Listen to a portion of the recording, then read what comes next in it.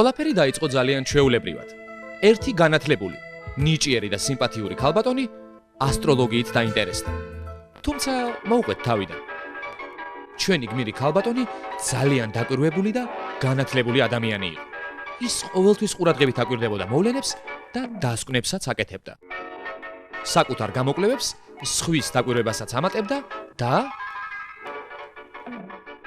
სულ მალე ჩვენი გმირის ცხოვრება აბსოლუტურად შეიცვალა. ხო, სულ დაგვავიწყდა გვეთქვა, ჩვენი გმირი ლომი იყო. არა, ზოდიაქოთი იყო ლომი.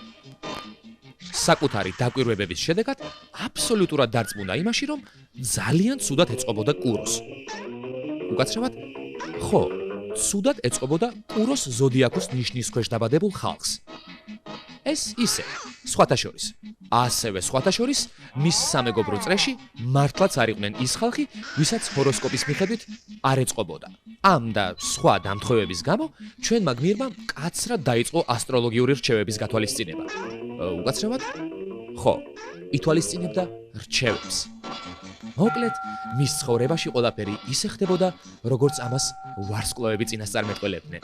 ერთ ასტროლოგიურად ნეგატიურ არა, ნეიტრალურ დღეს ჩვენმა გმირმა განათლებული და სიმპათიური ახალგაზრდა მამაკაცი გაიცნო. ჩვენს გმირებს ერთმანეთი ძალიან მოეწონათ. და ქალმა ჩათვალა, რომ მის წინ ნამდვილი სასწორი, უკაცრავად, ჯენტლმენი სასწორი იყო. მოკლედ, ყველაფერი კარგად მიდიოდა იმ დრომდე, ვიდრე ჩვენმა გმირმა ქალბატონმა მამაკაცს საეჭვო საქციელი არ შეატყო.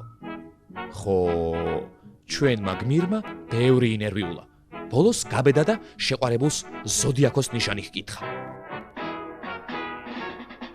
ხო, განაჩენი გამოტანილი იყო. ისინი საერთოდ არ შეეფერებოდნენ ერთმანეთს.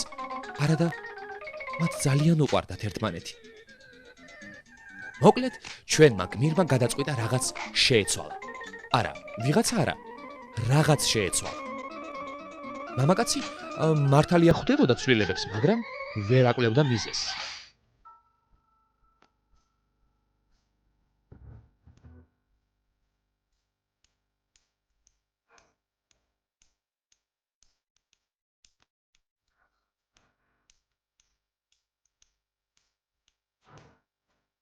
მისი ეჭვები არ მართლდებოდა.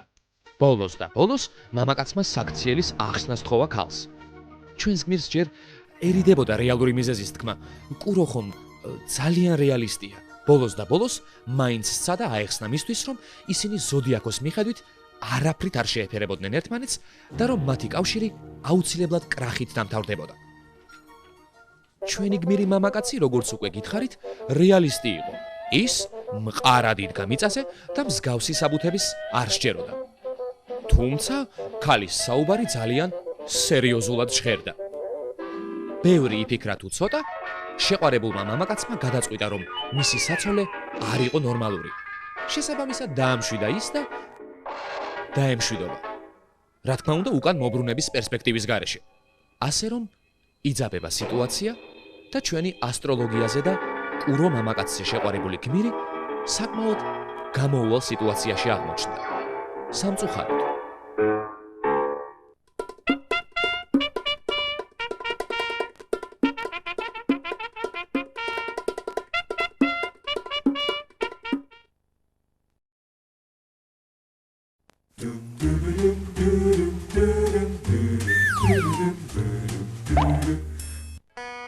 იყო და არა იყო რა, იყო ცა, ვარსკვლავები და დაკვირვებული ადამიანი, რომელმაც ასტროლოგია შექმნა. რა ენაკლებოდა? ინადირებდა, წამოწვებოდა და უყურებდა მერე ცას. ეს მეცნიერება იმ დროს გაჩნდა, როდესაც ადამიანმა მოსავლის აღება დაიწყო და ცას ახედა. ხომ ვამბობდი, შრომამ შექმნა ყველაფერი თქო. ასტროლოგიური ნაშრომები ჯერ კიდევ ძველ ეგვიპტეში არსებობდა. ნეტა, რამ გადააშენა ეს განათლებული ხალხი? პირველი ჰოროსკოპი ჩვენს ერამდე მე-5 საუკუნეში შეიქმნა ბაბილონში. გაიგე? ბაბილონის გოდოლის აშენებას მორიელი ხელმძღვანელობდა თურმე. ასტროლოგიური ობსერვატორია მე-8 საუკუნის ბოლოს ნარიყალაზეც დაარსდა. ნაიარევი მთაწმინდა, ნანგრევი ნარიყალაზი. 1188 წლით დათარიღებულ ერთ-ერთ ხელნაწერში კი მოცემულია მთვარის ფაზების ახსნა და დროის აღრიცხვა ზოდიაქოს თანავარსკვლავედის მიხედვით.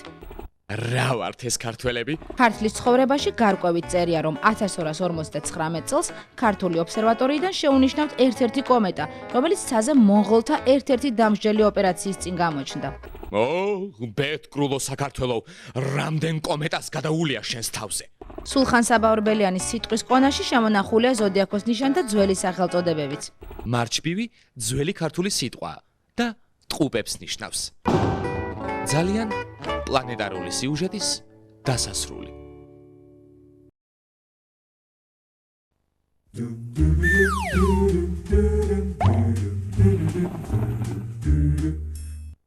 რა არის ადამიანი იმ უსასრულო და უკიდეგანო სამყაროში, რომელსაც გალაქტიკა ჰქვია? რა განსაზღვრავს ჩვენს საქციელებსა თუ ნაბიჯებს? თავად ჩვენ თუ ვარსკვლავები? რამდენად დამოკიდებული ვართ გარე სამყაროზე და ვინ მოიგონა? ან რას ნიშნავს ესა თუ ის ზოდიაქო? რატომ იყურებიან ადამიანები ცაში და რატომ ცდილობენ ბედის ვარსკვლავების საშუალებით გამოკვლევას? ასტროლოგია. რა არის ეს? მეცნიერება? თუ ამ და სხვა საკითხების გასარკვევად ჩვენი ქალაქის მაცხოვრებლებს გავესაუბრეთ, სადაც ჩამოედინება მდინარე მტკვარი. ასტროლოგია არის ვარსკვლავთ მრიცხველობა. მეცნიერება, რომელიც შეისწავლის ბუნების მოვლენებს, ციურ სხეულებს. ადამიანმა არ შეიძლება წინასწარ განსაზღვროს რამე. და ასტროლოგიის მიხედვით ჩვენს გვერდს მართავს ეგრეთ წოდებული ვარსკვლავები. ჰოროსკოპები ისეთი რამეა და ისეთ რამეზე აქვს ლაპარაკი, რომ ამას ვერ მოიგონებ. ალბათ არსებობდა რაღაც და იქიდან მოდის. ჩემი ჰოროსკოპიდან სხვა შეს დაემთხვა, ხასიათი დაემთხვა უმეტესი ნაწილი. ამჯერა, იცით რა არის? ყველა ნიშანი რომ წაიკითხო სადიდეოდ, მოგეჩვენება რომ ყველა ემთხვევა და ყველა გავს შენს ხასიათს, მაგრამ ეს არის მოჩვენებითი მხოლოდ და მხოლოდ. ჰოროსკოპით ვარ მორიელი. და ყველანაირად ვკითხულობ დილას სამსახურში როგორ მექნება საქმეები და თუ რაღაცა წერია ისეთი ცუდი, ესე იგი ცუდად მექნება, რავი, რაღაც და ყველაფრის მჯერა. მართლა ემთხვევა, რასაც ვარსკვლავები წინასწარ მეტყოლებენ თუ ადამიანი იჯერებს მხოლოდ იმას, რისი დაჯერებაც მას სურს.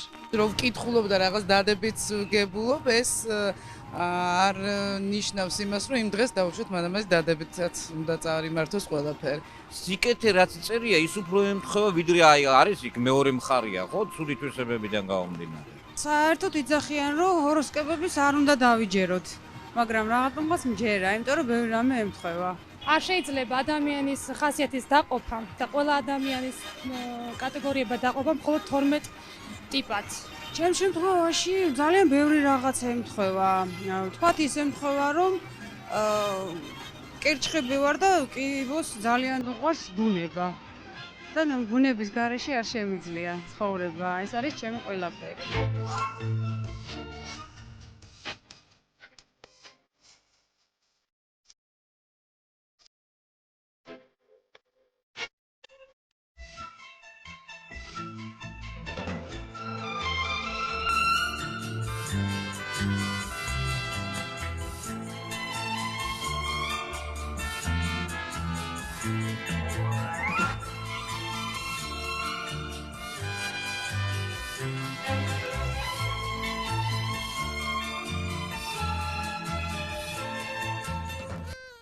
საქართველოში ლოგიკა რომ არსებობდეს, არ იარსებებდა ქუჩაში ხალხის სტატისტიკური გამოკითხვის აუცილებლობა.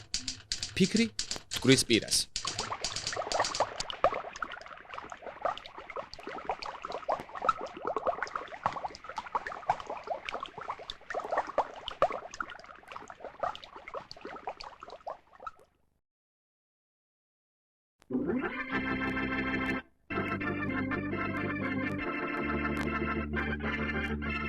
თუ თქვენ იფიქრეთ, რომ ძალიან ცუდ გადაცემას უყურეთ, ესე იგი ჩვენ ნეგატიური დღე გქონდა.